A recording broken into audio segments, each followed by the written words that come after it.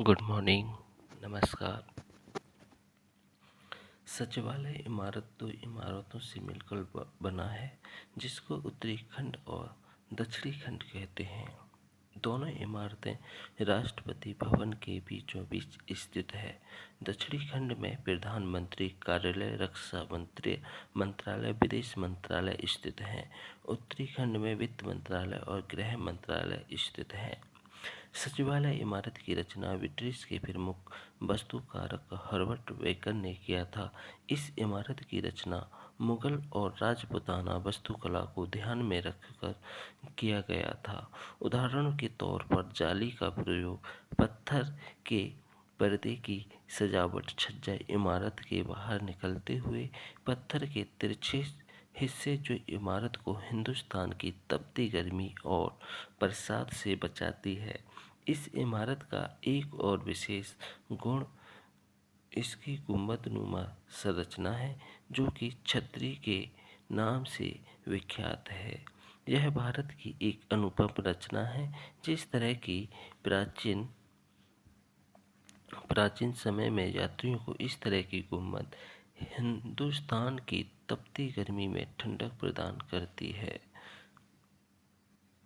राजपथ, जिसका अब 2022 में नाम कर्तव्य पथ कर दिया गया है, 1947 से पूर्व किंग्स वे कहा जाता था।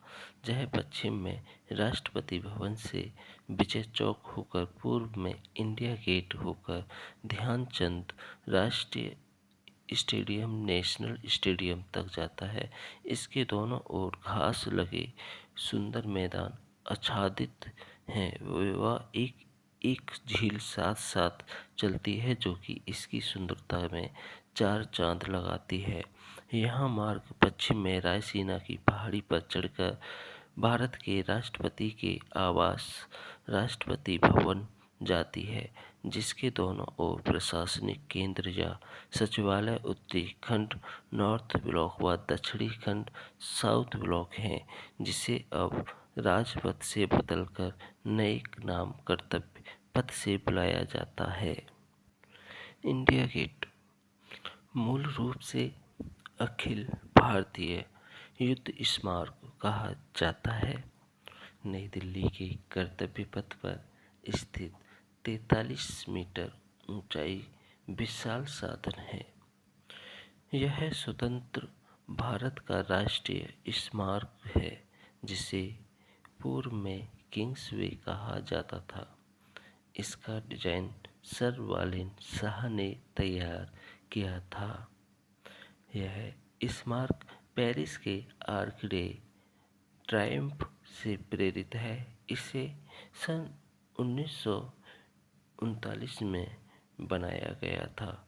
मूल रूप से अखिल भारतीय युद्ध स्मारक के रूप में जाने वाले इस स्मारक का निर्माण शाही नेपाल सरकार द्वारा उन 10,000 भारतीय सैनिकों की स्मृति में किया गया था, जो ब्रिटिश सेना में भर्ती होकर प्रथम विश्व युद्ध और अफगान युद्धों में शहीद हुए थे। यूनाइटेड किंगडम के कुछ सैनिकों और अधिकारियों सहित 13,300 सैनिकों के नाम गेट पर उत्कीर्ण हैं। लाल और पीले बलुओं पत्थरों से बना हुआ यह स्मारक दर्शनीय है। जब इंडिया गेट बनकर तैयार हुआ था, तब इसके सामने जॉर्ज पंचम की एक मूर्ति लगी हुई थी, जिसे बाद में ब्रिटिश राज के समय की अन्य मूर्तियों के साथ कोरोनेशन पार्क में स्थापित कर दिया गया। अब जॉर्ज पंचम की मूर्ति की जगह प्रतीक के रूप में केवल एक छतरी भर रह गई है। भारत की स्वतंत्रता के पश्चात इंडिया गेट भारतीय सेना के अज्ञात सैनिकों के मकबरे की साइट मात्र बनकर रह गया है। इसकी मेहराब के नीचे अमर जवान ज्योति स्थापित कर दी गई है।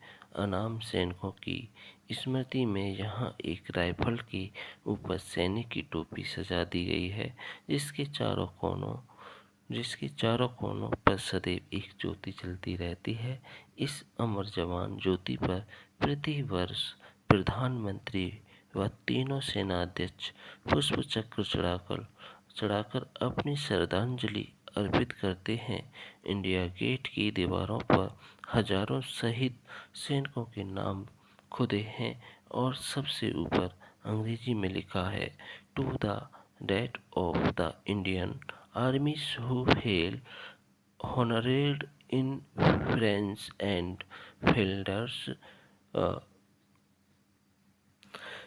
Mesopotamia and East, Prussia East Africa, Gallipoli, and elsewhere in the Near and the Far East, and in sacred memory also of those whose names are recorded and who fell in India or the Northwest frontiers and during the Third Afghan war. भारतीय सेनाओं के शहीदों के लिए जो France और Flanders, Mesopotamia, फारस, पूर्वी अफ्रीका, गैलीपोली और निकट पूर्व एवं सुदूर पूर्व की अन्य जगहों पर शहीद हुए और उनकी पवित्र स्मृति में भी जिनके नाम दर्ज हैं और जो तीसरे अफगान युद्ध में भारत में या उत्तर पश्चिमी सीमा पर मृतक हुए। दिल्ली की कई महत्वपूर्ण सड़कें इंडिया गेट के कोनों से निकलती हैं। रात के समय जहां मेले जैसा माहौल होता है।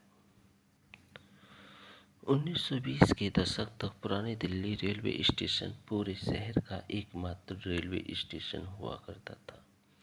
आगरा दिल्ली रेलवे लाइन उस समय लुटियान की दिल्ली और किंग्सवे यानी राजाओं के गुजरने का रास्ता, जिसे अब हिंदी में राजपथ नाम दे दिया गया है, पर स्थिति वर्तमान इंडिया गेट के निर्माण स्थल से होकर गुजरती थी।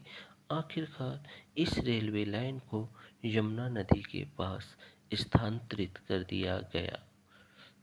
तदुपरांत सन 1924 में जब मार्ग प्रारंभ हुआ, तब कहीं जाकर स्मारक स्थल का निर्माण हुआ था।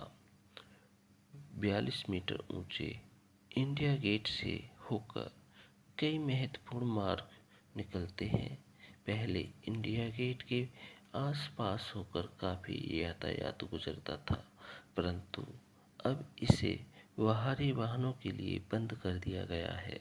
शाम के समय जब स्मारक को प्रकाशित किया जाता है, तब इंडिया गेट के चारों ओर एवं राजपथ के दोनों ओर घास के मैदानों में लोगों की भारी भीड़ एकत्र हो जाती है।